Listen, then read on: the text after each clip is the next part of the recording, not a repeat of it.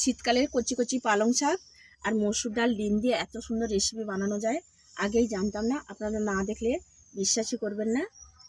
ভিডিওটা পুরো ফার্স্ট থেকে লাস্ট পর্যন্ত দেখুন, আশা করছি আপনাদের ভালো লাগবে। যারা কোনোদিন পালং শাক খান না, এইভাবে বানালে কথা দিচ্ছি তারা চেটেপুটে এইভাবে পালং শাক খাবেন। এমনকি এটা আপনারা ভাত, রুটি, পরোটা দিয়ে খেতে পারেন এবং স্বাস্থ্যের পক্ষেও ভীষণ উপকার।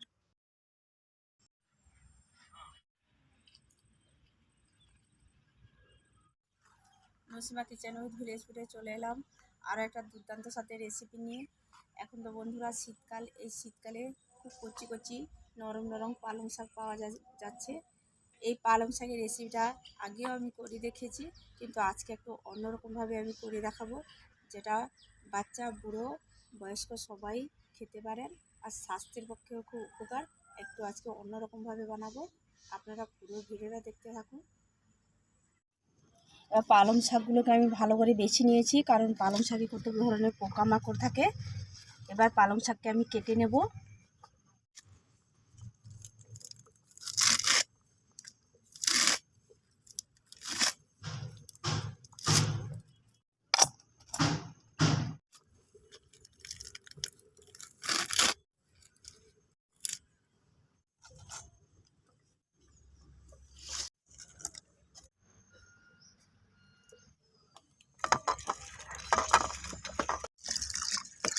ডালটাকে আমি জল পাল্টে পাল্টে অনেকবার ধুয়ে নেব।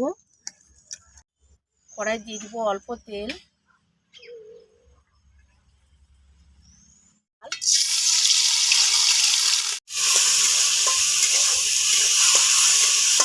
মসুর ডালকে বেশি একটা ভাজবো না, খুব কম করে ভেজেছি। এরপরে আমি দিয়ে দিব পরিমাণ মতো জল। এবার ডালটা ফুট আসলে দিয়ে দিব সামান্য হলুদ গুঁড়ো।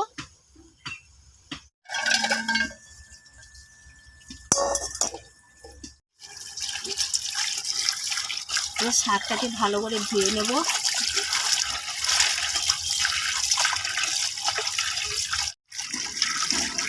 মসুর ডালটা দেখুন বন্ধুরা ছিঁড়ে এসছে। এবার আমি এই পর্যায়ে কী করবো, দিয়ে দেবো এখানে পালং শাক।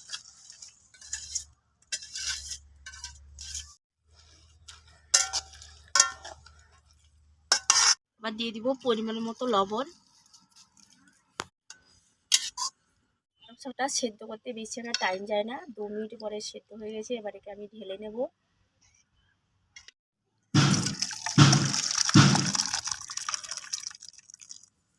অল্প সর্ষের তেল, গোটা জিরে, জিরেটাকে একটু ফুটিয়ে নেব তেলে।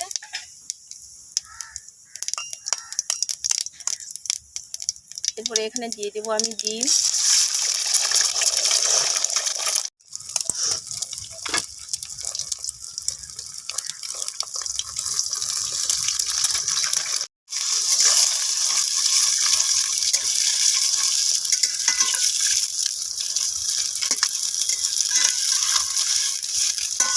অল্প হলুদ গুঁড়ো, অল্প লঙ্কার গুঁড়ো, দিয়ে দেবো পরিমাণ মতো লবণ। এবার ডিমগুলোকে আমি কুচি কুচি করে এবার ভেঙে নেব। দিয়ে দেবো উপর থেকে অল্প গরম মশলা গুঁড়ো, যে পুরো গরম মশলাটাকে। আর ডিমগুলোকে খুব কম আছে অনেকক্ষণ ধরে আমি ভেজে নিয়েছি। এবার টুকরো টুকরো পুরো করে নিয়েছি। এবার আমি এগুলোকে তুলে নেব।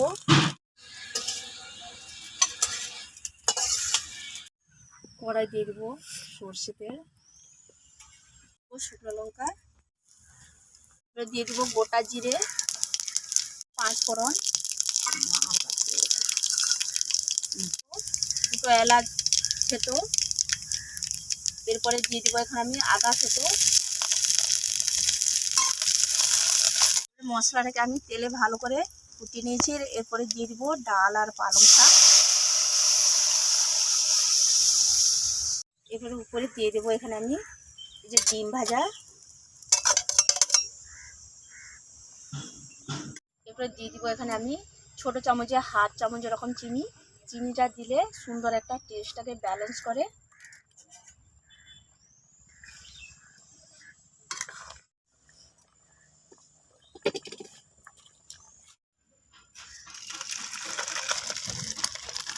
এবার ডালটাকে একটা পাত্রে ঢেলে নিলাম। এই রান্নাতে অবশ্যই একটু জিরেকে ভেজে গুঁড়ো করে দিবেন, খেতে ভীষণ টেস্ট হয় আর তার স্বাদটাই দ্বিগুণ বাড়িয়ে দেয়। কড়াটা গরম করে নিয়েছি, এবার জিরেটাকে আমি ভেজে নেব।